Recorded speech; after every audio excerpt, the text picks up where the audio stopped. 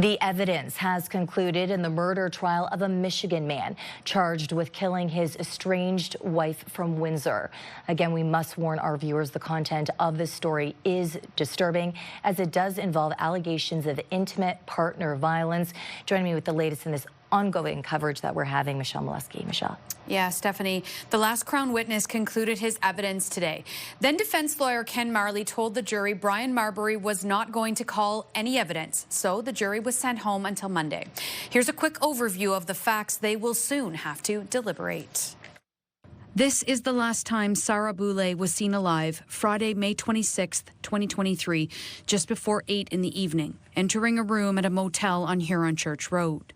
Her estranged husband, Brian Marbury, checked into the room just 3 hours earlier after crossing into the city from Detroit. The jury has learned in the early morning hours of Saturday, May 27th, a couple in the room below reported hearing an argument above them. Sarah Hamid described it as a lot of banging around and hearing a woman say, "Stop it, you're hurting me." The man was shouting words. Mike Scanlon testified. The woman was screaming in pain. Surveillance cameras capture Marbury leaving the hotel on the Sunday, going to local stores, buying a shovel, garbage bags, and bleach. The jury has also seen disturbing video, which CTV News will not broadcast, of early Monday morning, showing Marbury carrying what appears to be a body over his shoulder. The jury has learned Marbury goes to the back of the hotel, grabs a neighbor's garbage bin, and walks up Northway. Later that day, Marbury returns to the motel and leaves with his belongings before boarding a tunnel bus back to Detroit midday on May 29th. Staff at Hiatus House reported Boulay missing the next day. At first, it was a missing persons investigation after Boulay's mother detailed the troubled and tumultuous relationship between her daughter and Marbury over their 19-year relationship. Police identified Marbury as a person of interest by June 3rd.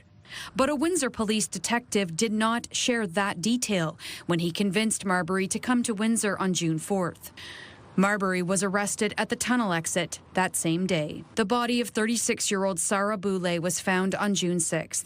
The jury has learned she was in a shallow grave in the fetal position, with her hair and part of her leg exposed.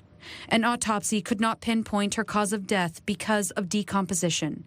Marbury, now 47 years old, has already pleaded guilty to causing an indignity to a human body.